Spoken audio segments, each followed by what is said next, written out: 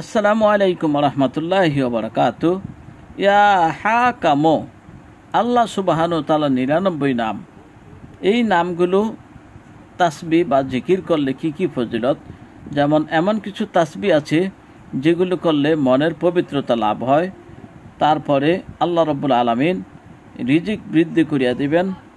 তারপর এমন কিছু দোয়া আছে, এমন কিছু জিকির আছে যেগুলো পড়লে হিংস্র জন্তু থেকে আল্লাহ পাক হেফাজত করবে এবং ধন দৌলত বৃদ্ধি পাবে। আবার আল্লাহ তাআলা গুনাহ মাফ করবেন। এমন কিছু জিকির আছে যেগুলি করলে আল্লাহ পাক আপনার দৃষ্টি শক্তি বাড়িয়ে দিবেন। অনেকের শরীরের ব্যথা বেদনা, কোন জিকির করলে ব্যথা বেদনা দূর হবে। অনেকে সম্মান চায়, কোন তাসবি পাঠ করলে সম্মান বাড়বে। অনেকে দরিদ্রতা দূর করতে চায়, কোন জিকির করলে দরিদ্রতা দূর হবে। অনেকে বিপদ থেকে বাঁচতে চায়, কোন জিকির করলে বিপদ থেকে বাঁচা যাবে। চলুন তাহলে আর দেরি না করে সরাসরি আমরা আলোচনা করব। ইয়া হাকামো, কোনো কঠিন কাজ উপস্থিত হইলে এই নাম জিকির করিবে, কাজ সহজ সাধ্য হবে। রাত্রে এই নাম জিকির করলে মনের পবিত্রতা লাভ হয়। তাহলে এই দোয়াটি পড়লে দুইটি উপকার। একটি হচ্ছে কঠিন কাজ সহজ হবে, তারপর মনের পবিত্রতা লাভ হবে। ইয়া আদলু, এই নামটি খালেস নিয়তে জিকির করলে মনের পরিবর্তন হয়। ইয়া লাতিফো, অজু করিয়া এই নাম ১০০ বার পড়িলে মনের বাসনা পূর্ণ হয়, সকল কাজ শান্তিতে সুসম্পন্ন হয়। অবিবাহিত মেয়ে এই নামের জিকির করলে বিবাহের বন্দোবস্তি হয়।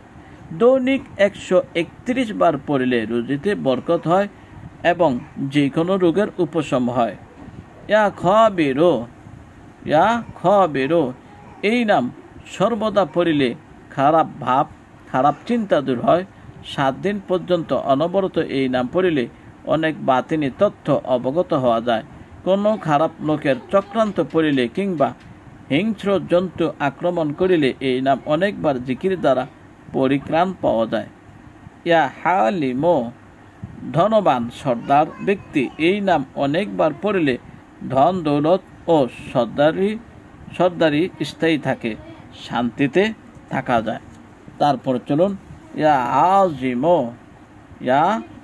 আজিমো, এই নাম অনেকবার জিকির করলে মান সম্মান বৃদ্ধি পায়, সকল রোগ হইতে নিরাপদ থাকা যায়। ইয়া গাফুরু, এই নামটি বেশি করে জিকির করলে গুনাহ মাফ। ইয়া শাকুরু, নিরুপায় ব্যক্তি প্রত্যেক ৪১ বার এই নাম আমল করিলে দৃষ্টিশক্তি বৃদ্ধি পাবে, শরীরের বেদনা দূর হবে।